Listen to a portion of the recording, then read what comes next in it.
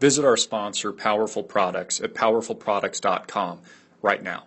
Click the link below.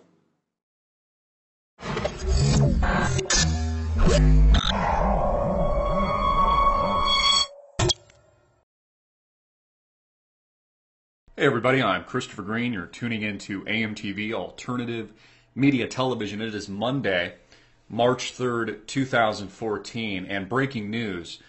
According to CNN, the mainstream bullshit propaganda network, Russia warns of military storm, what they are calling and insinuating to be a Russian-led invasion in Ukraine by 5 a.m. Tuesday local time, or face a military storm, according to Russia's Interfax news agency.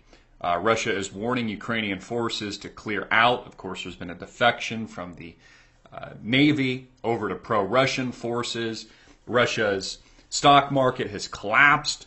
The ruble has collapsed. They've been forced to raise interest rates. But what's important to note about this is, number one, what kind of move does the President of the United States have? If Vladimir Putin is playing chess and Obama is playing checkers, and Obama is clearly backed into a corner because he's really just a horrible president in terms of global and geopolitical relationships. How is this being interpreted by the mainstream media? How is this being pitched? And what happens next? Now, keep in mind, we were one of the first on the story, I would argue the first, detailing, really in grave detail, how this was going to be positioned by mainstream Western-influenced media and how this would be positioned here in the United States as a situation where the United States would have to pretend as if they were defending the sovereignty of Ukraine, when really the opposite has been the case. The opposite has been true. The West and the President of the United States and the New World Order paradigm and Western influence has been the preemptive actor in Ukraine to destabilize the country, which has only in reality prompted a response out of Russia. Now, the mainstream media, of course, is going to portray this as a Russian invasion, when it's actually the exact opposite. This is a U.S.-led invasion, coup, in Ukraine, which has only simply prompted retaliation by Vladimir Putin and by Russia.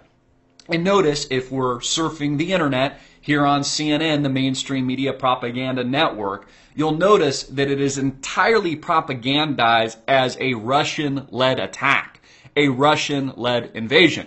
When again, I need to emphasize this once again, it is the exact opposite. Western influence, the West, the United States, the United Nations, the World Bank, which has all been interested in gearing up Ukraine into integration into the New World Order paradigm of limitless debt. Come into the United Nations, Ukraine. Let us saddle you with billions and billions of dollars of more debt. Let's help you and help propel the revolution, just like we did in Egypt with the revolution and re-revolution, just like they did with the forceful aggression in Libya and the outright murder of Muammar Gaddafi. And let's not forget the United States' influence in Syria and their utter and total and complete fabrication of weapons of war, chemical warfare, which had actually been perpetrated by the terrorists on the ground that had been armed and funded by the United States government themselves. Now, and of course the United States with this horrible, horrible track record, now intervening in Ukraine and prompting a retaliatory response from Vladimir Putin and Russia. Now, Obama is perceived incredibly weak by the rest of the world, by Russia especially. I would argue most nations around the world viewing the United States not necessarily militarily weak, because we do have quite a bit of might here in the States. We spend tons of money on defense and our military, but really geopolitically and politically weak. Again, Obama got completely owned after his red line comments in Syria and really did nothing that he said he was going to do.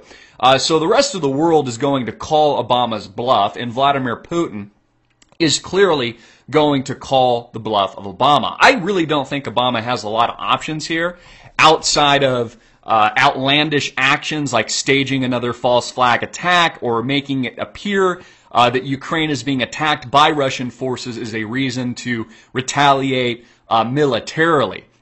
Obama really kind of playing off the grid right now, which I think is a part of the New World Order agenda, of course, to engage in war. This is all leading up, I believe, we're already engaged in the big one, in the big global conflict, World War III, which we have been talking about in great detail for some time now. So pay careful and close attention to the propaganda, the titling, report, Russia warns of military storm, how they're gearing this and propagandizing this as a Russian invasion when it's actually the exact opposite. And we've reported this on in detail, with many critics tuning in to our content, by the way, saying we were dead wrong, only to find this being an absolute and huge crisis in Ukraine. Now, of course, we've talked about the geopolitical implications. We've talked about Russia and China's relationship, new world superpowers. We've talked about how this affects global currency, how this affects the energy markets. Keep in mind, Russia, a very large exporter of not just oil, but also natural gas running through Crimea, running through Ukraine. This, of course, has put temporary pressure on Russian stock markets and also their ruble, with their market crashing some 12.5% overnight, and forcing the Russian central bank to sell gold. Notice how central banks own gold, but for some reason it doesn't seem like the great majority of people do, to stabilize their currency. This is all pressure that Putin can push and place on the United States as a consequence to any sanctions, economic sanctions that the United States could think up. But of course, the U.S. in such an incredibly weak position, military force, although is certainly possible, doesn't seem likely, at least in the near term, without a false flag attack, without an engineered event, to promote and justify Obama's military action.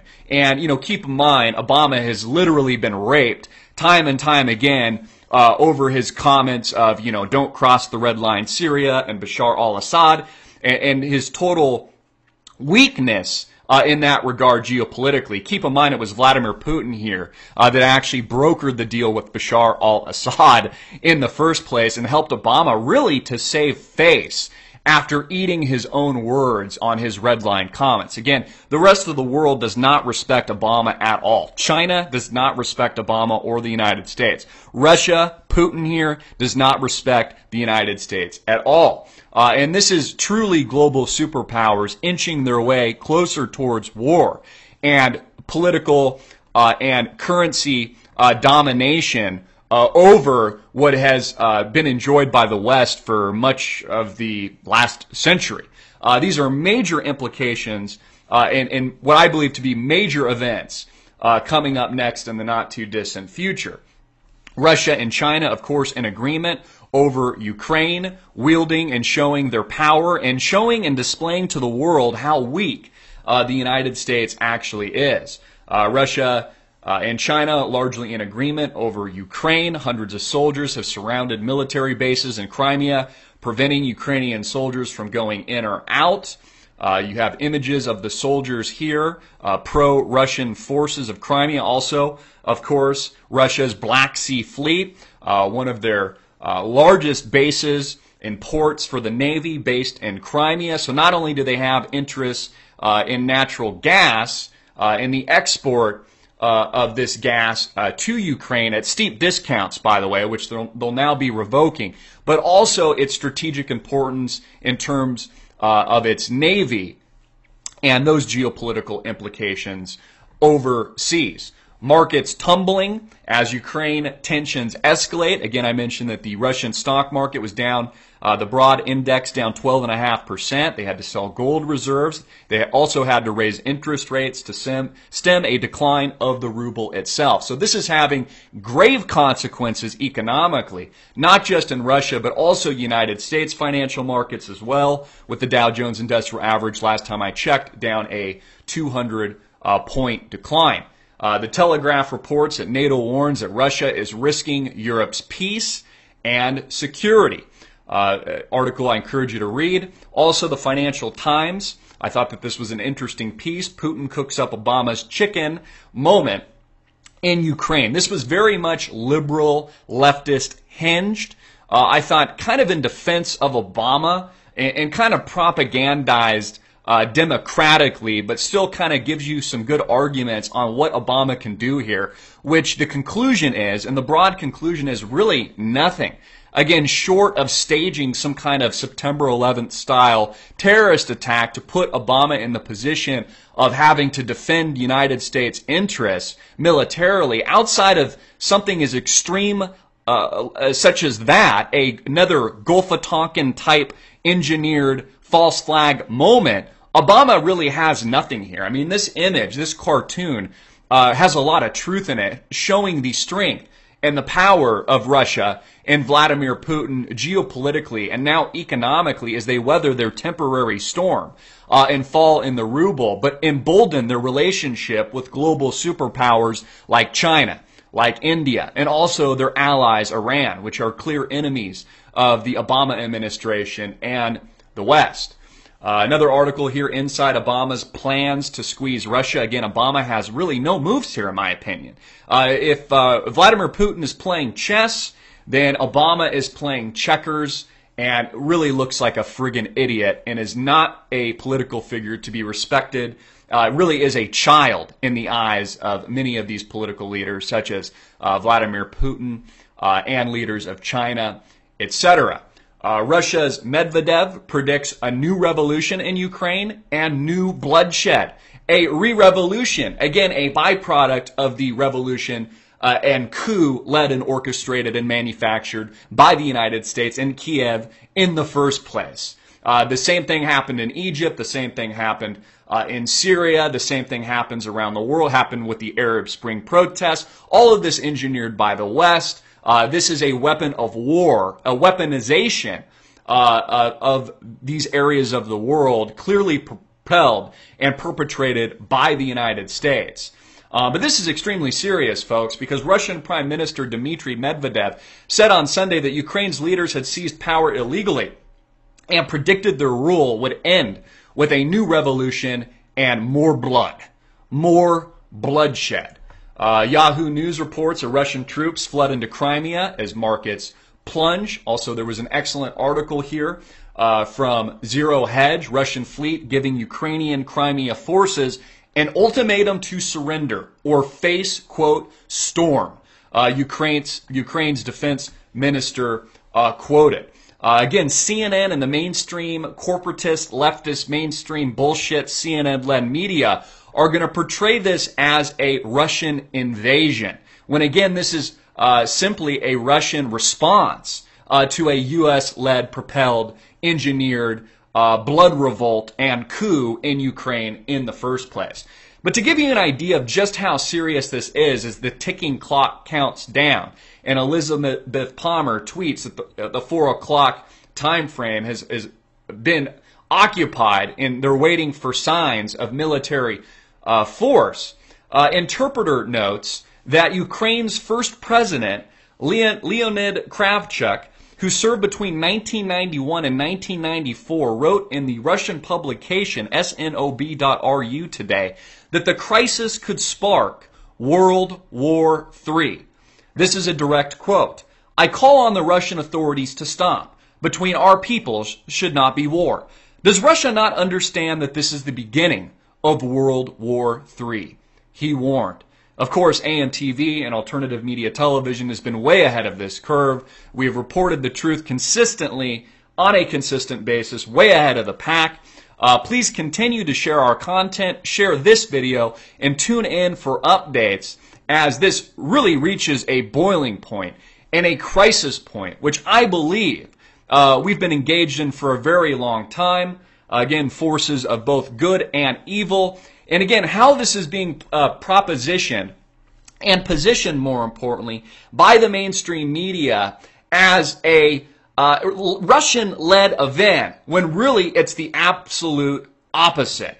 Russia is simply defending and responding to the aggressive, preemptive intent that is the United States, that is the World Bank, that is the United Nations, this malintent to destabilize this part of the world. And the more rhetoric and the more propaganda that we get in the mainstream media and from the West, positioning Russia in the light of aggressor, when we know that's not the case, should only mean and make you more concerned about just how serious this geopolitical event actually is. Again, folks, in my humble opinion, this is World War III. As global superpowers join together, Russia and China in agreement over Ukraine. You see Putin here and China shaking hands, and the rest of the world perceiving Obama as a child geopolitically, as probably the weakest U.S. leader ever in the history of America, who has been on a planned and firm agenda of total destruction and chaos here in the United States from the day of his first inauguration and his laughable second re-election here in the States only proves this point. Again, this is extremely serious. War is not just on the horizon, folks. It is here. And as global markets tumble, as the crisis ensues overseas and here in the United States, the clock ticks on what the mainstream media will portray as a Russian invasion, which could literally be happening right now while I'm delivering this video, when this is really just a response and a retaliatory response from Russia and the United States' nefarious agenda in these parts of the world to spark a storm that I believe will be far worse than anything we have ever seen. You've been tuning into AMTV, Alternative Media Television, hard-hitting and in your face. I'm Christopher Green. Please subscribe now to AMTV if you haven't already, and get this video out everywhere and make it viral.